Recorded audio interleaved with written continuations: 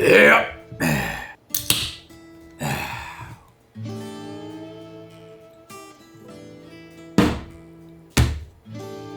Howdy folks, today we're talking about TRT and not testosterone replacement therapy, because we're not about fitness, we're about fishing.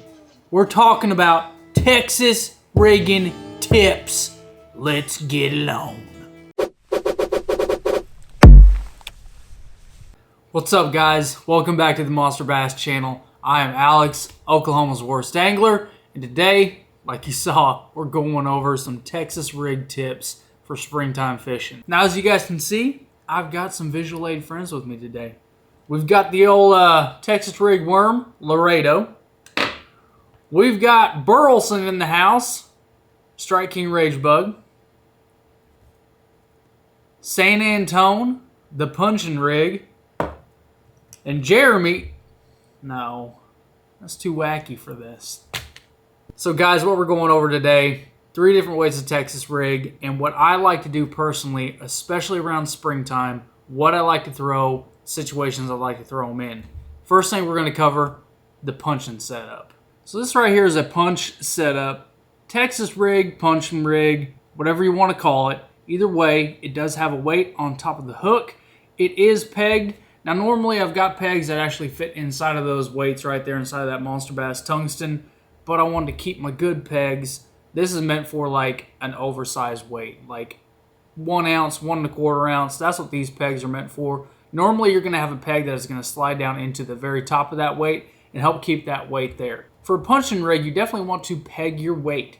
You want to make sure that that weight stays where it needs to be when you're dropping into that hard, heavy cover, whether it be brush, whether it be mats, lily pads, anything like that. A lot of those places in springtime, those bass are going to hang out and feel sheltered and feel safe. So, when you're rigging this up, what you want to do is you're going to want to have a straight shank hook. This is not an offset worm hook. This is a flipping hook right here. And what you're going to want to do is make sure that that bait is completely covering the hook point. So, when this is sliding in through heavy cover, when this is going down, there is no hook point catching that bait whatsoever. You're going to be wanting to tie a snail knot. Now, I don't have, the best knot tying skills, so I'm not going to be going over how to tie a snail knot. But what the snail knot is going to do, when this bait gets picked up by any kind of fish, when you're pulling up on that, see how that weight pushes down and that hook is going to come up. That hook is going to puncture through your plastic and go right into the roof of that fish's mouth. And then when you're pulling up on that, that hook is going to go right into the roof of that fish's mouth. Now normally I throw these guys on braid. I like to punch on heavy braid. That's what I prefer. I've just got some fluorocarbon sitting around here and figured that I would throw on some fluorocarbon just for visual purposes. But on punching setups, I like to have a beaver style bait, very flat, very slim. This is a net bait dagger, and I like it in sunfish because a lot of the time you're going to have those sunfish and those perch and those bluegill, whatever you want to call them, up under cover, especially in springtime when the sun is high. They're going to want to feel safe. They're going to want shade. They're going to want to feel like they're secure. So when that heavier weight and that bait comes crashing through, it's going to get those bass's attention. They're going to see that. And a lot of the time, when you're just lifting up, you're just going to feel a little bit of pressure. And that's why you want that snail knot and the super sharp hook. So when you feel that pressure, all you got to do is just lift up onto them. And you're going to be pulling those fish out of that heavy cover, which again is why I like to throw braid 50 to 65 pound. That's what I prefer if I'm doing any kind of punching. Now, that is a very technique-specific type rig. It's not going to be, as commonly used or as widely used for everybody out there. But I wanted to cover that because the punching setup is very, very handy to learn and to master. So now let's talk about worms. Ribbon tails, curly tails, speed worms, stick baits, anything like that. What I technically like to do when I'm throwing a worm, if I'm throwing it in pretty open water, or sparse cover, I'm not going to peg that weight. Because what this is going to do, when you're throwing that and casting that out, that weight is going to slide down and it's going to give that worm a lot more action as it is going down. Now this worm in particular, this is the X-Zone Blitz worm. It's an 11-inch worm. The tail floats on it. So when you're casting that out there and just letting it fall, that weight is going to slide down and hit the bottom first. As you're slowly pulling that up, that worm is going to get drugged down more and more and giving that tail a whole lot more action on the way down. Again, with the X-Zone worm, that tail is going to be floating, so it's going to be given a lot of action. Now this hook that I've got on here, this is a smaller hook than what I normally like to use. I normally like for, bigger ribbon tail worms, I like to throw at bare minimum a 5/0 EWG, at bare minimum. Now, some guys ask me why not throw an off-shank worm hook. I like EWGs, I'm more comfortable with them. That's why I throw an EWG on just about every kind of Texas rig that I do, other than a punching setup. But EWG has always worked best for me. That's what I prefer to do. I like to have a little bit of a Texpose right there. I don't know if you can see that hook point is just barely buried under the skin. So when that fish picks that up, that hook is going to pop right out, just like that. We lost our weight. But lost our weight, that kind of comes back to the stick baits. Your Senko style baits, whatever it may be, Dinger, Senko, center stick, whatever it may be.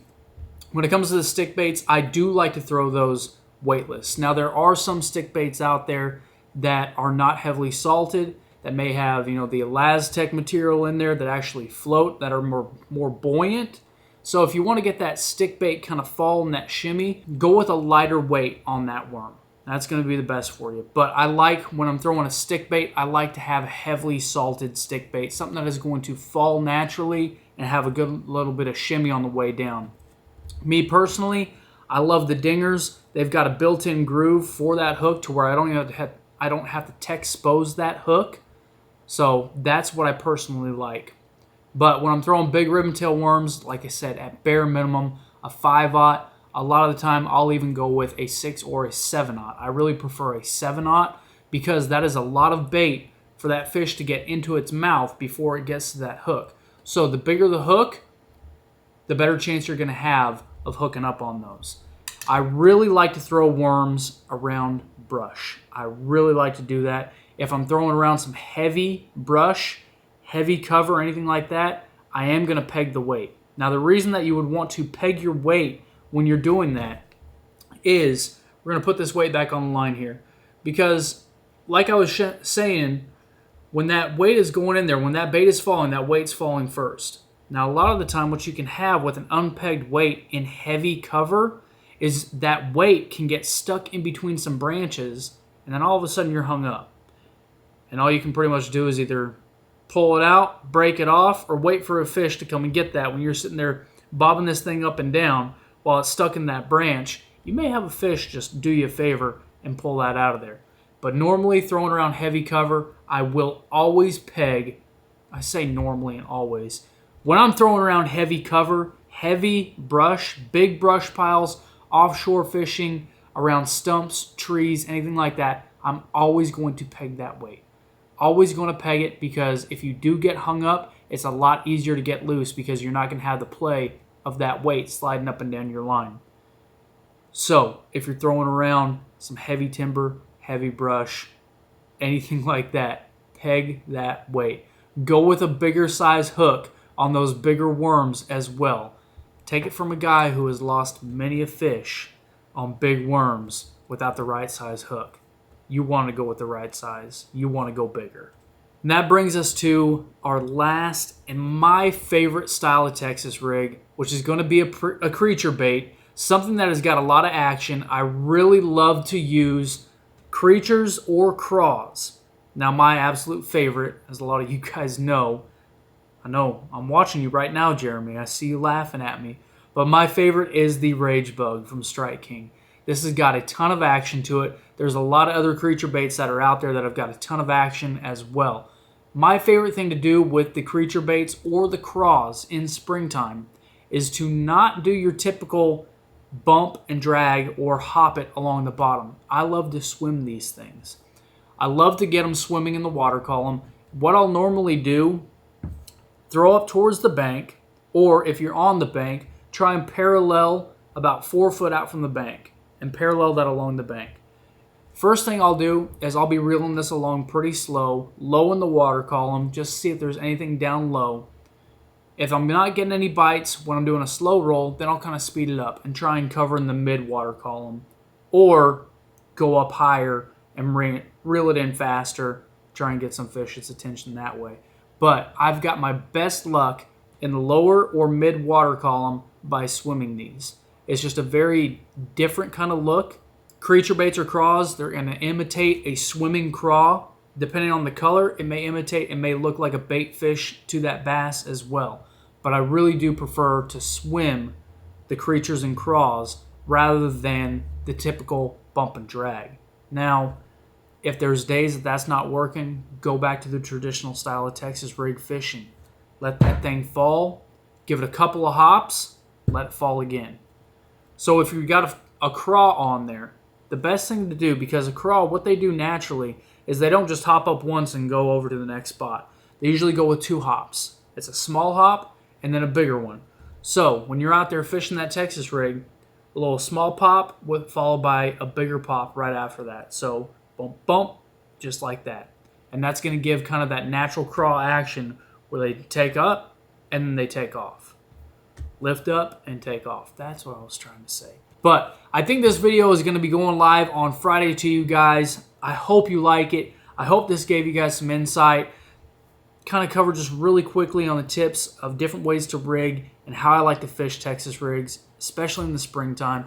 Hope it helps you guys land a freaking monster bass. If you're not already, make sure you're subscribed. Hit the bell notification down there.